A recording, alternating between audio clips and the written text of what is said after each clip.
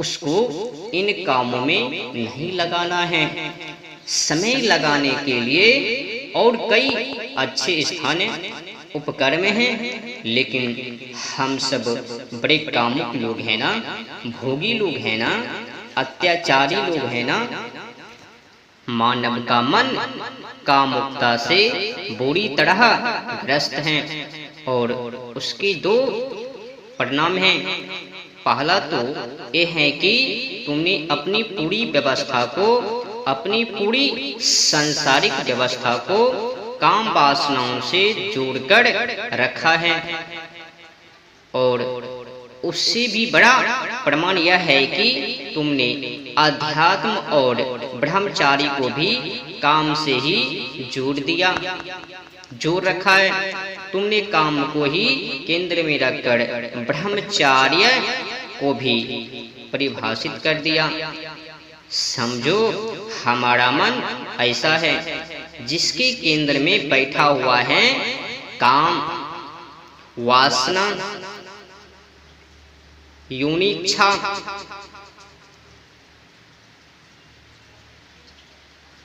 तो अब तुम्हें अगर ब्रह्मचार्य को भी परिभाषित करना है तो तुमने क्या किया?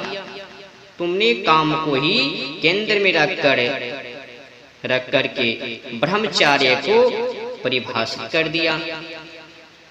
ब्रह्मचार्य किसका फंक्शन हो गया? काम का हुआ या नहीं? तो आपने काम का फंक्शन बना दिया।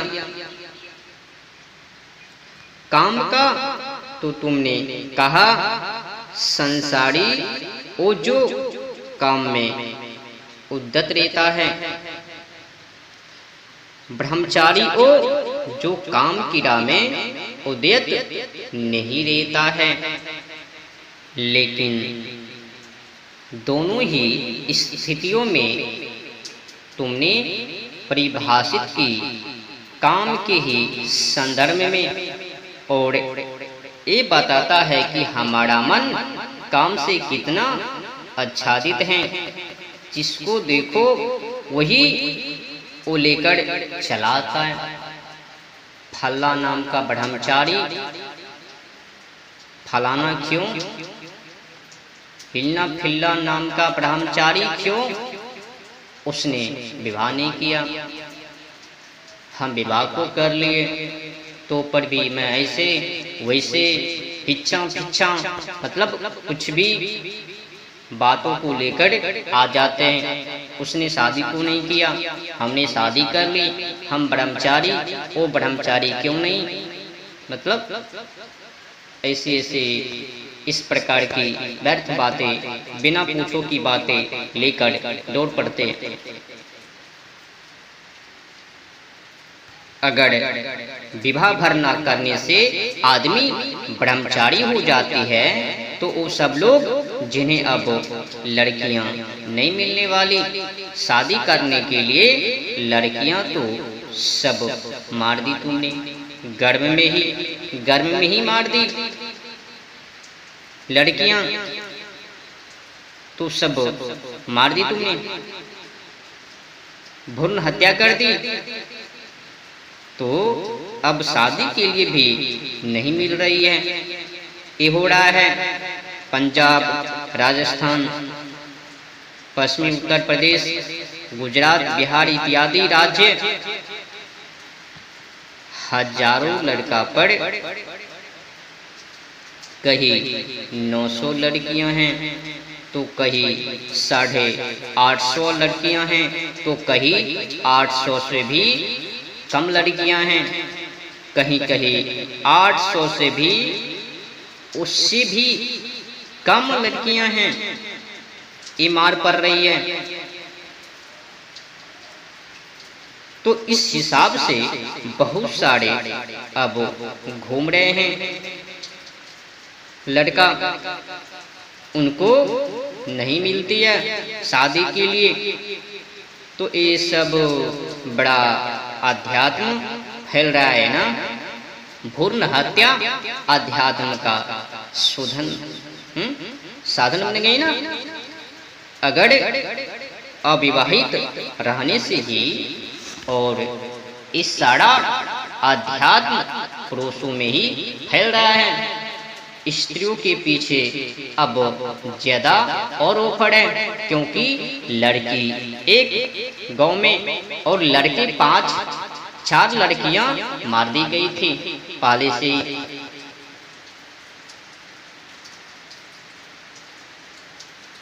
क्या सोच विचार है, इसने शादी उसने शादी नहीं। क्या यही सब कुछ करने के लिए ये ब्रह्मचारी बैठे हुए का? समझो मेरी बातों को भाई। आप लोग सबसे पहला नंबर सर्वप्रथम ये बताओ कि ब्रह्मचार्य और विवाह में क्या संबंध है? ब्रह्मचार्य का विवाह से क्या संबंध है? ब्रह्मचार्य का तो काम वासनाओं से भी सब परोक्ष संबंध है, प्रत्यक्ष नहीं। ब्रह्मचार्य का प्रत्यक्ष संबंध अगर है तो मात्र ब्रह्म से। एक छोटी सी बात समझ में क्यों नहीं आती? ब्रह्मचार्य का प्रत्यक्ष संबंध मात्र ब्रह्म से है, सीधा और कहीं से भी नहीं, केवल तो केवल ब्रह्म से। जिसने अपने अहंकार को इतना न्यून, इतना शून्य कर लिया है कि अब वो सत पर ही जीती है।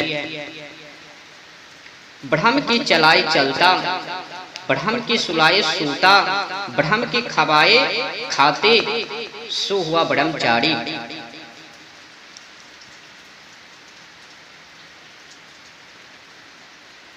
ब्रह्म उससे जो कराए वो करता, उसकी अपनी कोई व्यक्तिगत इच्छा नहीं है।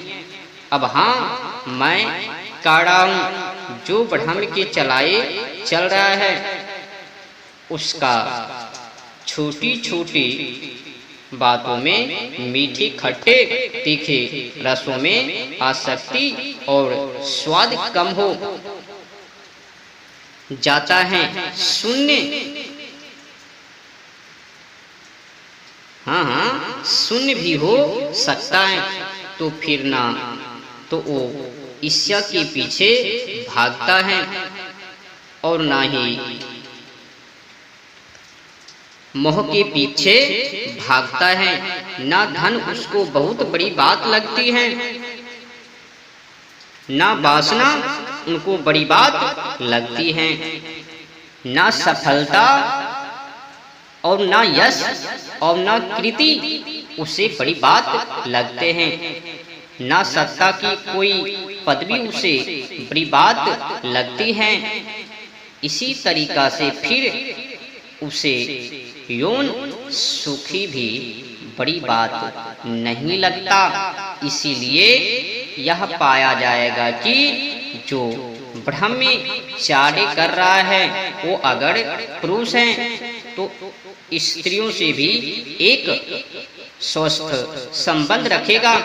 वो ये नहीं करेगा कि जो स्त्रियां दिखी उसी को काम वासनाओं की नजर से देख रहा है।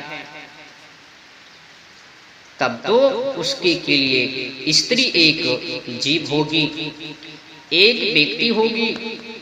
उसके के लिए स्त्री काम पूर्ति का खिलौना नहीं होगी। और यही बात स्त्रियों पर भी लागू होती है। वो स्त्रियां हैं अगर तो वो भी फिर पुरुष से स्वस्थ संबंध रखेगी। पुरुष को ऐसे नजर से नहीं देखेगी कि यह मेरी वासना की पूर्ति का उपकरण है। ये हुआ ब्रह्मचार्य। ये तो अभी ब्रह्मचार्य नियम का एक बहुत छोटा सा हिस्सा है। आगे और सुनो। योनि इच्छा मुक्ति ब्रह्मचार्य का एक बहुत छोटा सा हिस्सा। ब्रह्मचार्य बहुत बड़ी बात है। जब तक तुम में सत्ता का लालच है तो फिर भाई तुम ब्रह्मचारी कैसे हो?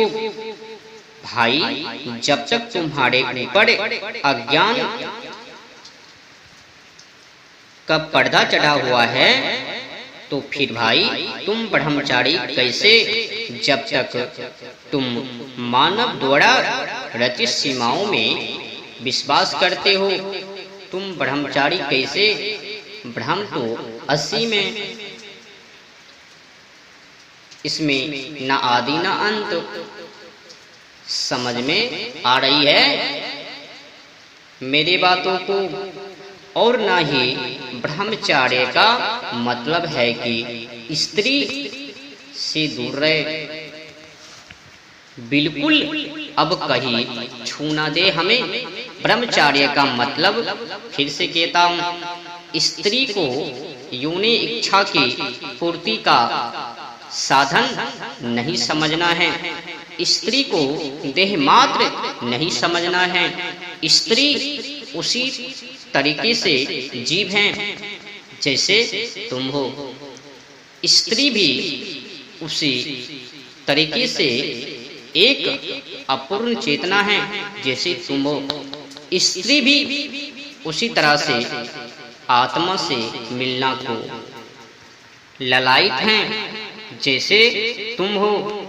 ओ तुम्हारी काम वासनाएं पूरा करने के लिए कोई गुड्डा गुड़िया नहीं है,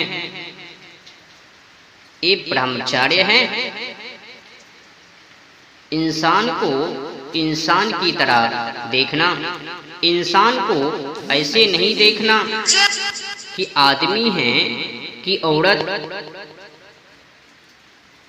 और जो इंसान को इस तरह से नहीं देखेगा कि आदमी है कि औरत है, वो फिर इंसान को ऐसे भी नहीं देखेगा कि हिंदू है कि पैजामा है, फिर ऐसे भी नहीं देखेगा कि बनिया है कि शूद्र है। ब्रह्म में सीमाएं नहीं होती है और ना ही विभाजन। तो जो आदमी दुनिया को विभाजित तरीकाओं से देख रहा है तो फिर वो ब्रह्मचारी नहीं हो सकता। जो अभी अपने प्राय में उलझा हुआ है वो ब्रह्मचारी नहीं हो सकता। जिसको कुछ भी अपना और कुछ भी प्राय लगता है वो ब्रह्मचारी नहीं हो सकता। विवाह नहीं किया या पत्नी को छोड़ दिया, ये कौन सा ब्रह्मचारी है भाई? और मैं ये भी नहीं कह रहा हूं कि ब्रह्मचारी विवाह करेगा या फिर नहीं करेगा। बात सूक्ष्म है, समझो। मैं ये कह रहा हूं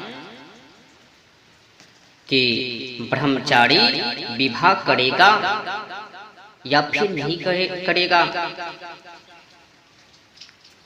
मैं यह कह रहा हूं विवाह करने या न करने से ब्रह्मचारी को परिभाषित नहीं किया जा सकता। मेरे बातों को समझ रहे हो ना?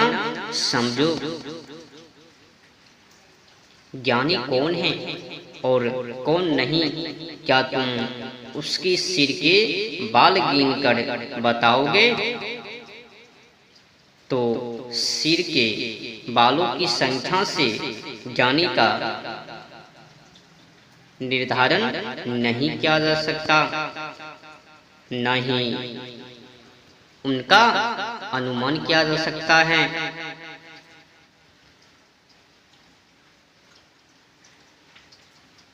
निर्धारण नहीं किया जा सकता है। नाम ख से शुरू होता है या ख से, इस बात को देखकर तुम बता दोगे कौन संत हैं? बोलो। नाम या जाति से किसी के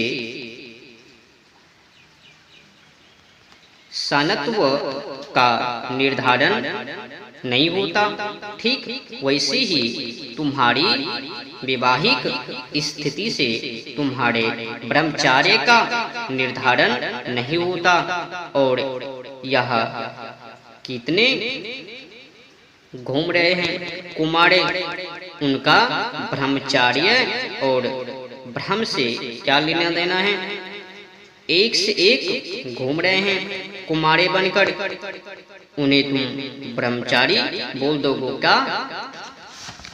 कितने विवाह किए हुए हैं और कितने ही विवाह नहीं किए हुए हैं, क्या वो सब ब्रह्मचारी हो गए। पर ये बड़ी अजीब लोग धारणा बन गई है। जिस किसी को 30 वर्ष की उम्र तक नहीं मिली पत्नी, उसी के बारे में समाज के लोग कहने लग जाते ब्रह्मचारी हैं, और फिर वो भी कहता है। इनकी शकल देखो, ये ब्रह्मचारी है और फिर वो भी कहता है अब ये ठीक है, बीवी ना मिली तो कम से कम इज्जत प्रतिष्ठा सम्मान तो मिली है। एक बातों से पुरस्कार हो गया, सम्मान मिल गया। इस बातों को हर हमेशा याद रखना। काम वासना भी कोई हल्की चीज नहीं होती, वो भी आत्मा अवलोकन के लिए एक समुचित साधन बन जाती है, बन सकती है। तुम जैसे हो, चूंकि तुम पुरुष हो इसीलिए पुरुष की तरफ से बात कर रहा हूँ। तुम जैसे हो उसी के अनुसार स्त्री को ढूंढोगे। तुम अपनी वासना की पूर्ति के लिए भी जो आदमी अपनी ही नजरों में गिरा हुआ है, वो किसी गंदगी मैली गली में जाएगा और किसी सस्ती वेश्या के साथ अपनी खुजली मिटा आएगा। एक आदमी जो जानता है कि वो कौन है, वेश्या कौन है, जो पसंद नहीं करेगा। अपनी ही दृष्टि में नीचा हो जाना, कभी उस गंदगी गली में प्रवेश कर ही नहीं सकता। तो अब आप लोग समझ ही सकते हो कि ब्रह्मचार्य और विवाह इससे क्या संबंध है।